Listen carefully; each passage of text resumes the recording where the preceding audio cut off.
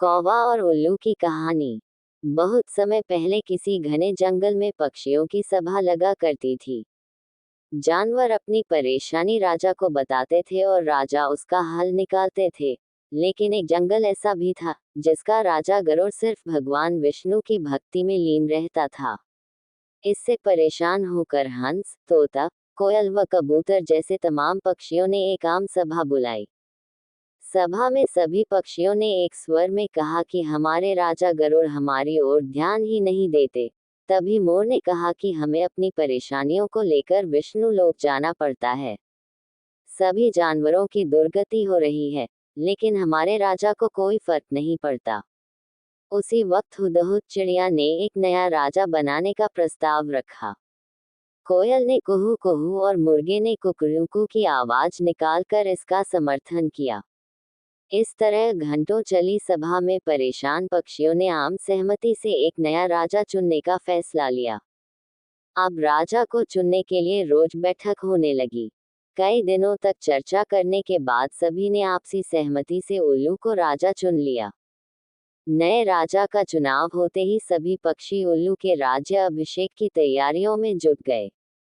तमाम तीर्थ स्थलों से पवित्र जल मंगवाया गया और राजा के सिंहासन को मोतियों से जड़ने का कार्य तेजी से होने लगा।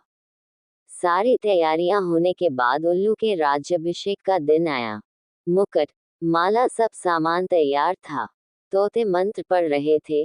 तभी दो तोतों ने राज्याभिषेक से पहले उल्लू से लक्ष्मी मंदिर जाकर पूजन करने को कहा। उल्लू फौरन तैयार हो गया और दोनों तोतों के साथ पूजा के लिए उड़ गया।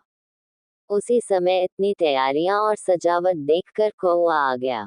कौवे ने पूछा, अरे, इतनी तैयारियां किस खुशी में, उत्सव क्यों मनाया जा रहा? इस पर मोर ने कौवे से कहा, हमने जंगल का नया राजा चुना है। आज उनका राज्याभिषेक होना है। उसी के लिए ये सब सजावट की गई है। इतना सुनते ही गुस्से से लाल कौवे ने कहा, ये फैसला लेते समय मुझे क्यों नहीं बुलाया गया? मैं भी तो एक पक्षी हूँ। इस बात का जवाब तुरंत मोर ने देते हुए कहा, यह फैसला जंगली पक्षियों की सभा में लिया गया था। अब तुम तो बहुत दूर इंसानों के शहर और गांव में जाकर बस गए हो। गुस्से में काले कौवे ने पूछा, किसे तुमने राजा चुना? तो मोर ने बताया, उल्लू को। ये सुनते ही कौवा और गुस्सा हो गया। वो अपना सिर जोर जोर से पीटकर काव काव करने लगा। मोर ने पूछा, अरे, क्या हुआ तुम्हें? कौवे ने कहा, तुम सब बहुत मूर्ख हो। उल्लू को राजा चुन लिया, जो दिन भर सोता और जिसे सिर्फ रात में दिखाई देता।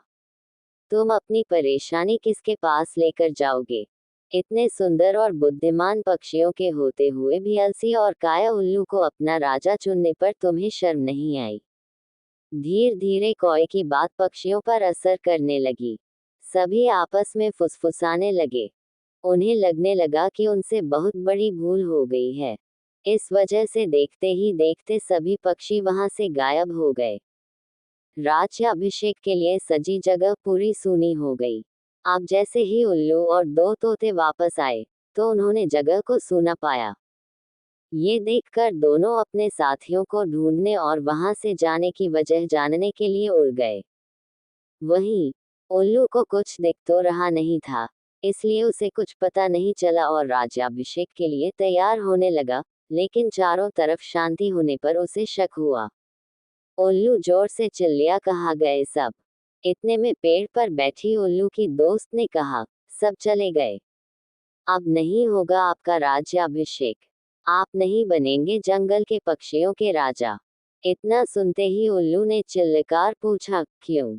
ऐसा क्या हुआ? उल्लू की दोस्त ने बताया, एक कौवा आया और उसने सभी को पट्टी पढ़ाई। इसी वजह से सब यहाँ से चले गए। बस वही कौवा यहाँ पर है। ये सुनते ही उल्लू का राजा बनने का सपना चकनाचूर हो गया। दुखी उल्लू ने कौवे से कहा, तूने मेरे साथ ऐसा क्यों किया? लेकिन कौवे ने कोई जवाब नहीं दिया। इतने में उल्लू ने ऐलान कर दिया, आज से कौवा मेरा दुश्मन है। आज से सभी कौवे उल्लुओं के दुश्मन होंगे और ये दुश्मनी कभी खत्म नहीं होगी। इतना कहकर उल्लू उड़ गया। उल्लू की धमकी सुनकर कौवा बहुत परेशान हो गया और कुछ देर तक सोचने लगा। इस दौरान उसके मन में हुआ कि बेकार ही उसने उल्लू से दुश्मनी मोल ली।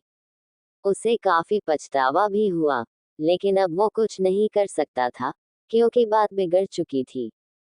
इसी सोच में कौवा वहां से उड़ गया। तब से उल्लू और कौवे की दुश्मनी चलती आ रही है। इसलिए मौका मिलते ही उल्लू कौओं को मार देते हैं और कौवे उल्लुओं को। कहानी से सीख।